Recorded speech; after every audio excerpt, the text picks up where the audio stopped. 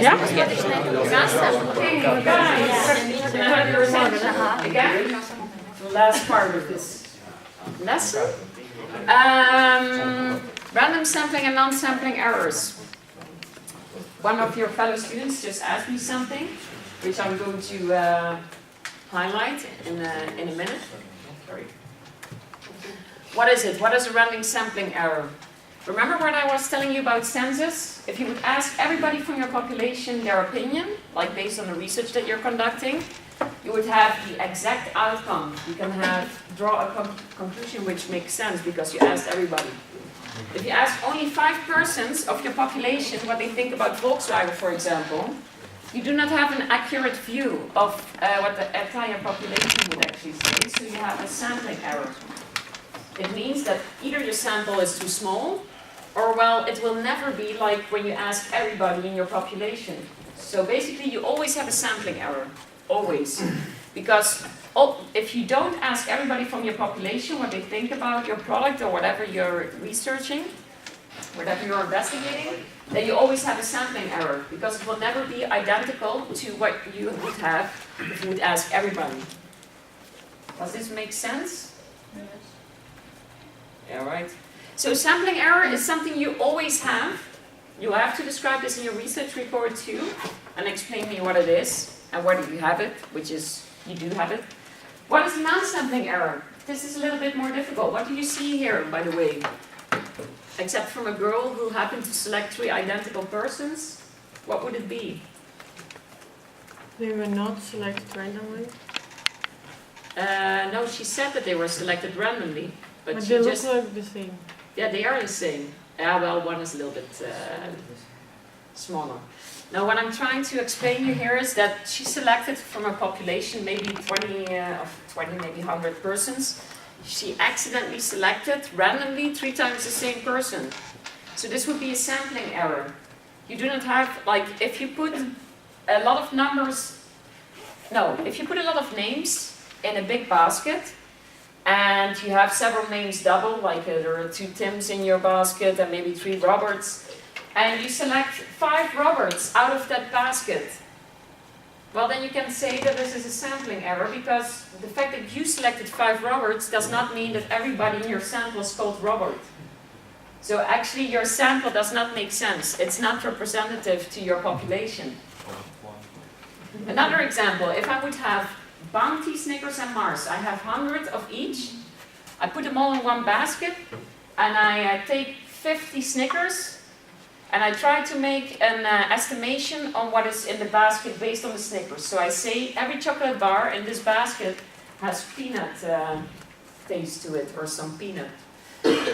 Well, this is actually a sampling error, because I selected 50 Snickers, but it doesn't mean that the entire population consists of Snickers.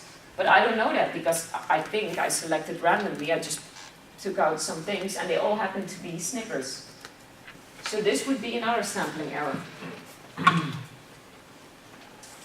It seems like everybody's thinking a lot. Any questions on the sampling error part? This is quite clear, right? Now we go to the non-sampling. That's a little bit more difficult. What if you have, you want to conduct research on what people think of the educational system. And you want to ask elderly what they think about students nowadays, like how they are being educated. And you're going to give the questionnaire online. What happens? They won't be filling it in. True. So they won't be filling it in because they don't have access to the internet, or they don't know how it works, or whatever it is. Yes? Then you're only reaching every elderly person who is active on the internet. True, again true. So both things are actually true. So what happens? You have a non-sampling error. So now the sample is not your problem, but the way how you sample it. If you want to know from each elderly person or each child from the age of 4 to 8, what they think about being a student, or what they think about young people, or whatever, and you're going to put it online, you have a non-sampling error, because now the sample is not the problem, because you haven't sampled them yet, but the way how you sample is the problem. So the way how you give them the tools to fill in what you need for your research, that's the problem. So coming back to your question, and what you asked about the political thing. You asked, I just had received a question about what if you want to know from everybody who can vote, the view that they have on some political party, and you're like distributing it in some, like on a website. Well, you can have a non-sampling error because a lot of people, they don't really care about politics or they don't know anything about it. So yes, they have a vote, they can vote, but they will probably not be feeling really like, oh, I really have to fill in this questionnaire, or I really have to like write down my argument. So again, you have a non-sampling error because only the ones who actually feel like they have something to say about it, or maybe they're very intelligent, or they just happen to love politics, those are the ones that are going to give you answers online on some political question, not like the rest. If I would see some political argument, I wouldn't even be bothered by filling in a questionnaire about it because I'm just really not interested in it. So I think that, like, yes? What if you would get money for it? If, And of course, yes. If you would have an incentive, yes, but most of the times this is not the case, right? Yes? So, asking Volkswagen, a question with Volkswagen on the Volkswagen forum is a non-sampling error because you get a very biased opinion. Yeah, because if you ask a question about Volkswagen or Volkswagen forum about how satisfied they are, probably you're only talking to people who have a Volkswagen car and they will be very satisfied. Even if Volkswagen has a scandal, they are not going to sell their car all of a sudden because there was some scandal with Volkswagen. So yeah, it's probably very biased. Yes. So then you have a non-sampling error. Clear? But is it allowed to have a non-sampling error? It is allowed, but then you have to describe it. But it doesn't make really sense for your research though. You can have it. Sometimes you have it without even noticing it. Sometimes you don't know who is going to have access to the internet or not. You always have some small non-sampling error. But if you are asking people for opinions based on customer satisfaction on a website where they're using the product, then it's like, yeah, this doesn't make sense for your research. If I ask an iPhone user who already had 2 iPhones before and now his third, I ask him, do you like iPhone? Probably he's going to be like, yeah, well, of course, or else I wouldn't have 3 iPhones. I wouldn't have bought them in the first place. So this doesn't really draw conclusions. It's a bit biased. A bit, actually a lot. So well, here you have the sampling error. You see, red and green balls, and he just took out the red ones accidentally. So that would be a sampling error. So the systematic sampling error, what you see here on the slide, is actually what I just explained about when you're conducting a questionnaire online to elderly, then you have a systematic sampling error, which is basically the same as a non-sampling error, just a different word to it. Bit confusing. Could you explain me? Let's explain again, just what you said. Yeah? Again. You want me to explain again, or it's No, clear no. now? Okay, great. So yeah, you always have random sampling errors and systematic errors, sometimes very small. This makes your sample less representative.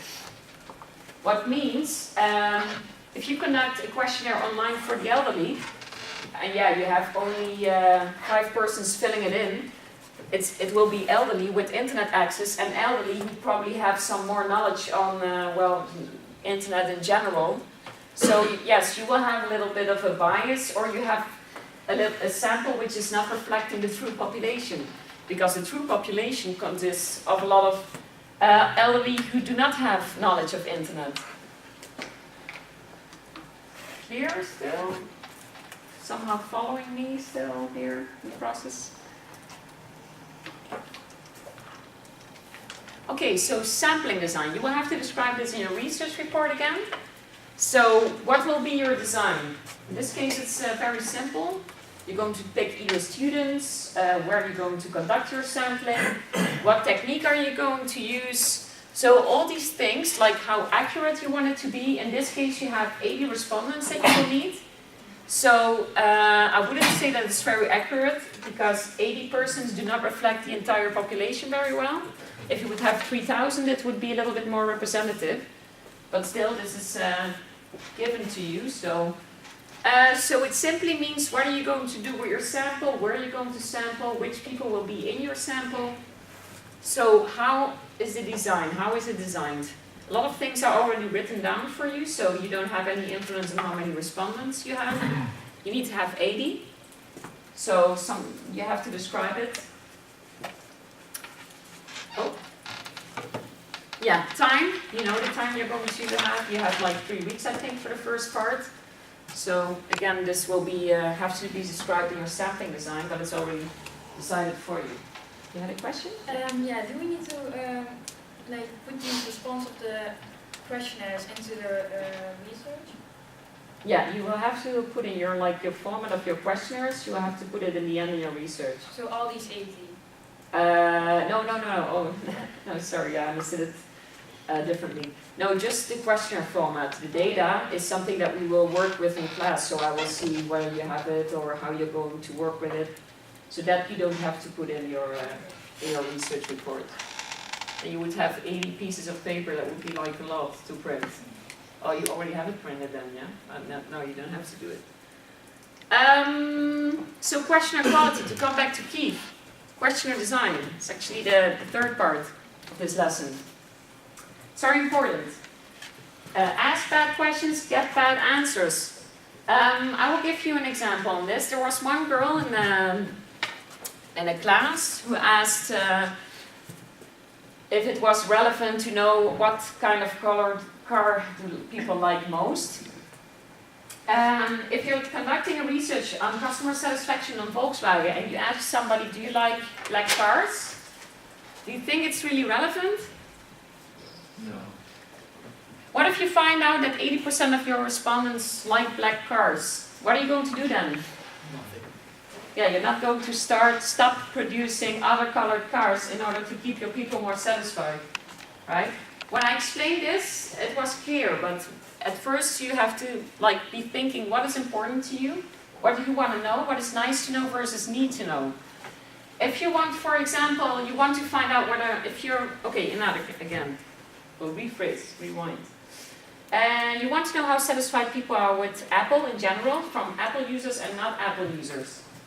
What they think about the image. If you ask non-Apple users about how satisfied they are with Apple, it's a bit strange, right? Yeah, yes, yeah, I think you can all follow that. But there could be, for example, a question like, what do you think about Samsung if you compare it with Apple? Is this very important to know if you're an Apple researcher and you want to know how satisfied people are with your product? Is it important to know whether people prefer Apple or Samsung? Do you think? I don't think so, personally. Right? Yeah. Why? Except if customers from Apple are moving to Samsung, then they want to know why. Yeah. Very good. So, except if you really want to know if people are switching to Samsung a lot, then you could ask such a question which maybe give you an idea or ask more about it, why people would switch. But if you're from Apple and you're asking somebody, like I'm an Apple researcher and I ask some respondents whether you prefer Apple or Samsung, it probably depends on which type of telephone they have in their pocket, right? And what am I going to do about it? What if 40% of my respondents, they say I prefer Samsung, and they have a Samsung phone, am I going to kick their telephone from their hand and replace it with an Apple? Or how does that relate to my research, whether people are satisfied or not with Apple? It's nice to know, but obviously if you have a Samsung phone, I assume that you're more satisfied with Samsung. Maybe you're not, but it's not really relevant for my research where I want to know how satisfied people are with an iPhone. Yeah, I see anybody has any questions on this? Relevant questions part. I will give you an example of a very bad question in a sec. So the questions must meet relevance and accuracy. If you want to know about how satisfied people are with your product, you will ask them questions like, do you like a price? Or do you like a quality? Or do you think the price-quality ratio is fair? Or you ask stuff related to customer satisfaction.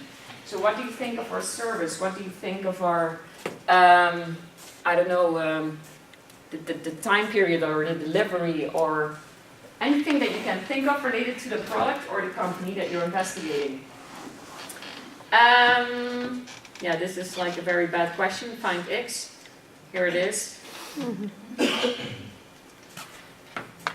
So I have another video of bad questions. It's very short, just to give you like an indication of how you should think when you're conducting a questionnaire. When you're not conducting, when you're actually creating a questionnaire. Let me see.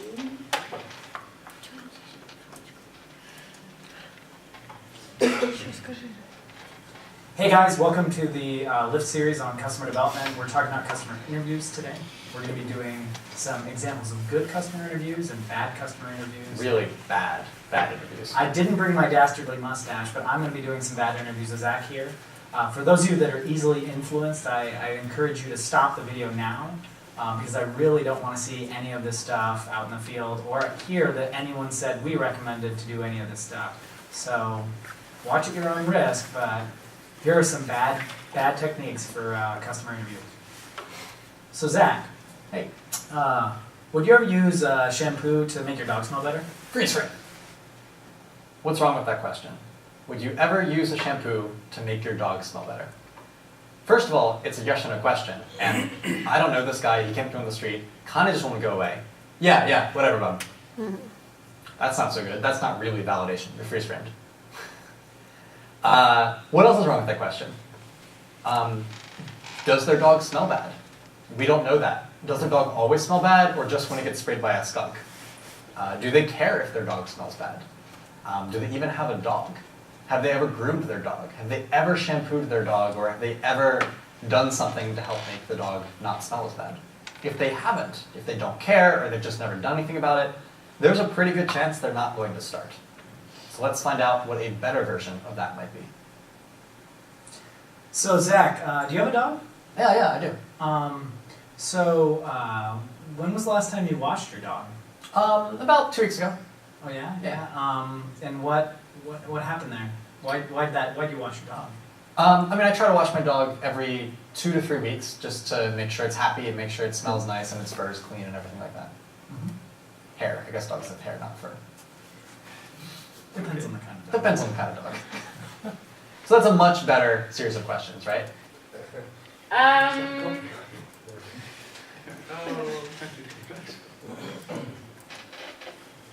So, what was the thing? When you have your questionnaire, start by asking a question. If it's about customer satisfaction, do you know this company? The company that you're asking your questions about.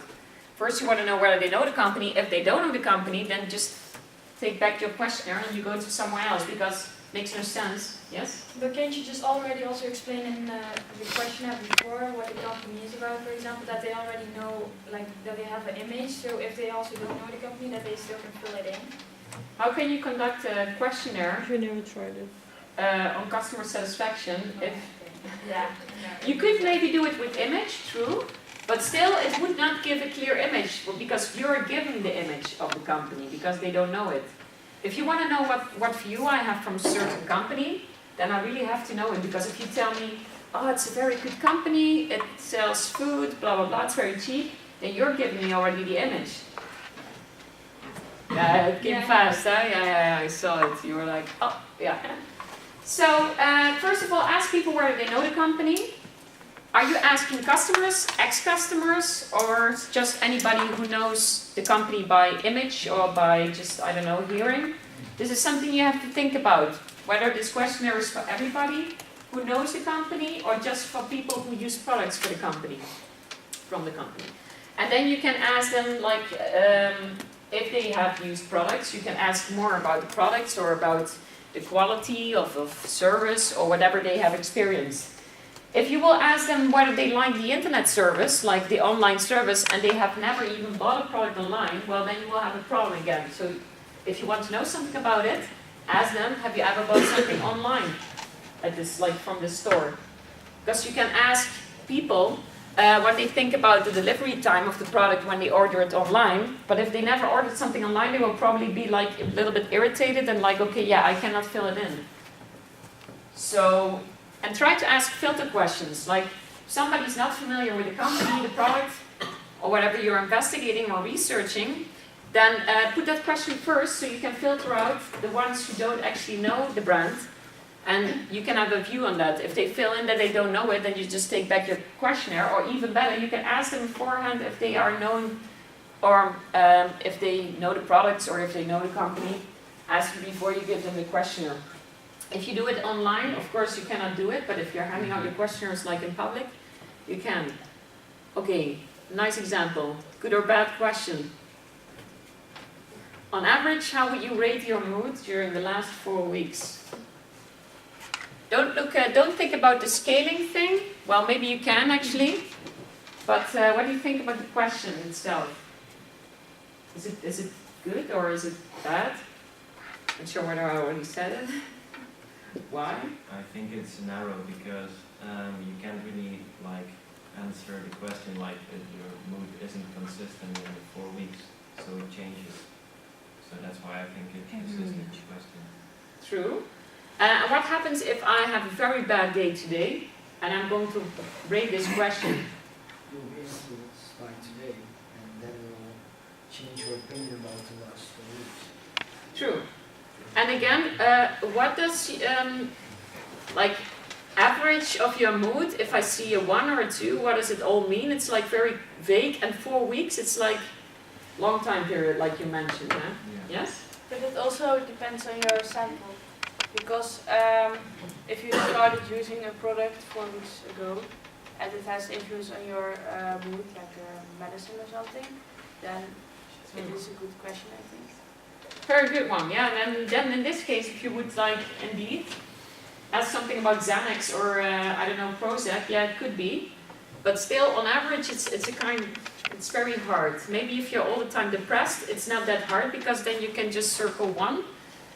So yeah, you're actually right. I didn't even think about it. So yeah, in general, don't ask things like how often or how regular or poorer or better or whatever. Something like this is very vague for people. Often for somebody like me could be every day, and another person could say that's twice a week. Better or on average, it's not specific enough. Next week you will have this more in detail. This is just an introduction. So decisions, what should be asked? Ask relevant things. How should the questions be phrased? First of all, use very simple language. Don't use words like brand image or any corporate language like positioning. I don't know. Things like these are kind of hard to understand for everybody. So not everybody has a clear image on what should they think about it when you ask about brand image. So what sequence? It should be like kind of logical. Don't ask a question about quality of food first, and then you go to completely different subject, like locations of warehouses, for example. You're asking stuff about food, try to ask a few questions about the food, then you go to the next topic. So how should you pre-test your questionnaire? Well, you should do it just to see how people react. Yes? I also put a number of questions in general, so that people don't think it's too much, but also that you get enough information out of it. Well, in the first lesson, like lesson 1, you see in the slide that you have 15 questionnaire questions at least. That's really the max. Because if you make it longer than 15, it's like the minimum amount that you need, then people will just be like, oh yeah. Okay, so steps in questionnaire design. First, you develop some topics. So, like quality of food, for example, or different factors related to service or online web shop. Then you select the question and response format. This is actually described in your writing guide. So, which skills you need to use. You have to use a yes or no question, one disagree to agree. It's all in your writing guidelines. So, don't just make the questions. They actually need to have some scaling with it, some measurement. You select the wording and the sequence. So, in which order you think it's more or less logical. There is no exact formula for this. And the layout. Just try to make your questionnaire look very neat and clear and simple. And don't make long questions. So 1 sentence on 2 lines should be long enough. Probably you can make it one, like the smaller the better. Don't make it longer than 20 words or something like this. It will be too confusing. And then you finally test your questionnaire. So you give it to somebody, like your family member, so you can see how they react to it. If they have a lot of questions about whatever you wrote down there, then you probably have to change the question. You can undertake the survey after that. This will be done after the part A of your business research block. So you actually have to make the questionnaire now, but you conduct your survey, I think after the Christmas break, is it? I'm not really sure when you have it. Yeah, I think so. So all information should address a research question. So if you're making a questionnaire question, it should address a research question. Bless you. I will give you an example. What if your research question was, what do people think about the service of our staff? Then you should make questionnaire questions which give an answer to this question. So, what do people think about the service of our staff? You can ask in your questionnaire things like, were they very friendly? Well, this is very vague, obviously, but like did they explain the choice of the menu very well? Well, very well, again, this is not a word you should use. You should better like make it specific, but I don't know which examples I can use right now. But you get it, yeah? So every questionnaire question should address a research question. Don't just ask the questionnaire question because you want to ask it. So design should facilitate recall, very important. So don't ask things like, what were you doing 2 months ago? Are you okay? Okay. Don't ask things what people cannot recall. If you would ask them which shampoo you used 2 weeks ago, they would probably not know. So, you know, ask something that they can easily remember and motivate them. Well, I guess if you have some family members, they are always motivated in filling in your questionnaires, or maybe other students. Proper wording and sequencing, that's what I'm going to explain more in next lesson. So open-ended response questions, you're not going to use them, but I think the concept is clear. You have a question, you leave the answer open, that's an open-answered question. They are very good questions, like very good when you use them at first, like for the first few in your questionnaire. But again, you don't have to do it because you only have 15 questionnaire questions that you want to use, and you're not going to use any open-end questions. So what are the disadvantages if you would use open-air questions, which is something that you will have to do in next period? How are you going to process the data when somebody is like, yeah, because last week I thought that maybe, how are you going to make this conclusion or this answer? How are you going to make it specific? How are you going to translate it into something that you can actually administer somehow? It's very difficult. If you have a scaling, yes or no, it's very easy. Yes or no. There is not like nothing in between. And interview bias. You will have that always with an open-end question because you cannot avoid the fact that people look at you when you're asking somebody. And if you're asking something like, yeah, do you like actually this washing machine? And you're smiling on it all the time, you're already influencing this person. He sees you smiling, maybe it makes him aggressive, maybe not, maybe it makes him even more positive. You're influencing him somehow, or her. We have only fixed alternative questions, so we work with scales. You can find the scales in your writing guidelines. So that's, for example, yes or no, or ABC, or whatever you can choose from a number of options. What would be a disadvantage of a fixed answer? Anybody?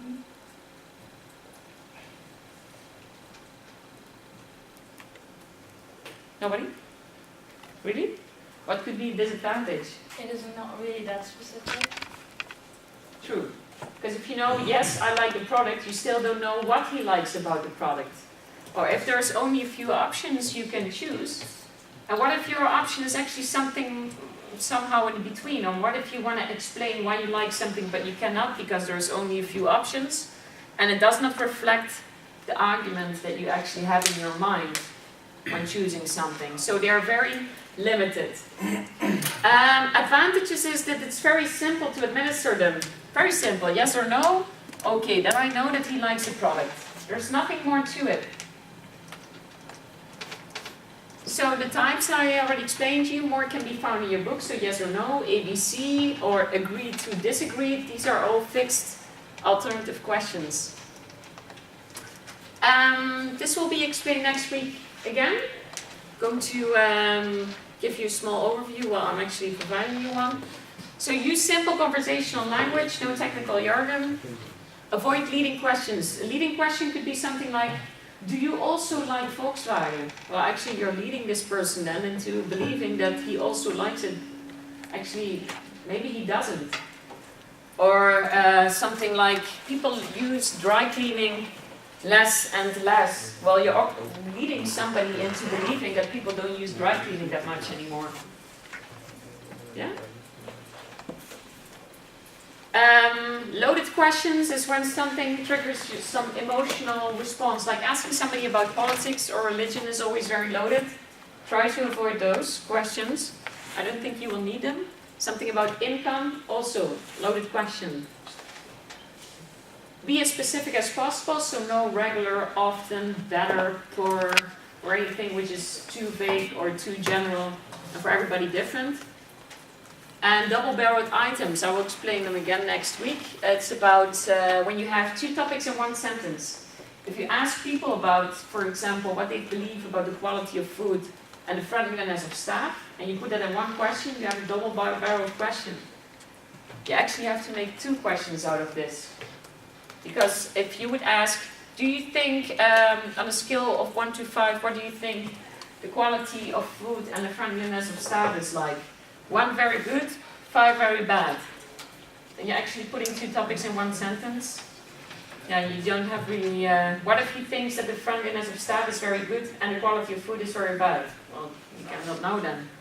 And avoid making assumptions. I think this is quite clear.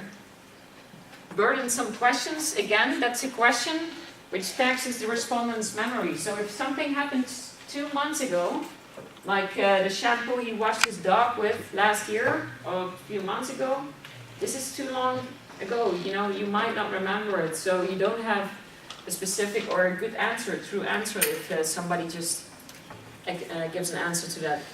And make sure your questions generate variance. Sorry.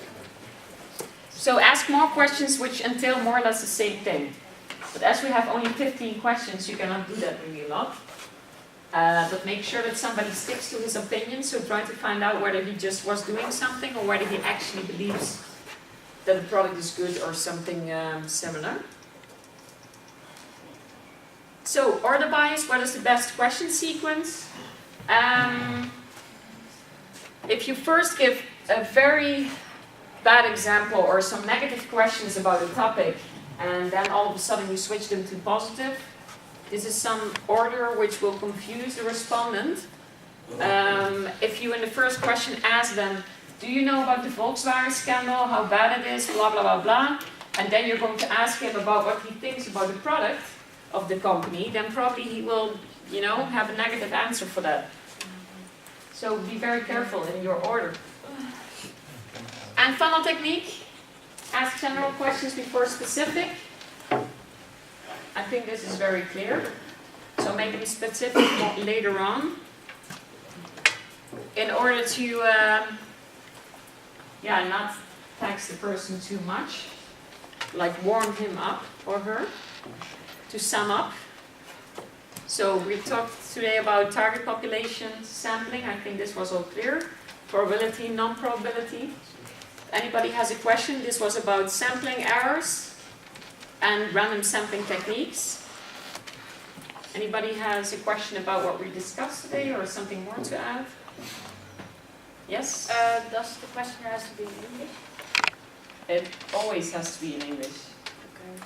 But then you're excluding people who can't talk English. That's true. Maybe what you could do if you find that you don't have, because you need 2 nationalities. Dutch and whatever else nationality you're using. If you think that you cannot find enough people who speak proper English for your questionnaire, you can maybe make a Dutch questionnaire, but For us, for the school, or for here, I need to see only an English one. Yeah. Yeah? Question? No? Okay, so read chapter 15 and 16, and you can already start writing chapter 2. I don't know if you finished chapter 1, but I think you have till the 18th of December, I'm not sure till when. 18. And the questionnaire questions, you don't have to email them to me. This was actually for the last class. So thank you, and have a nice day. Hand in part A until 18th of December. Yeah, everything, yeah. So from last week, you have 3 weeks in total. Yeah. It's not that much.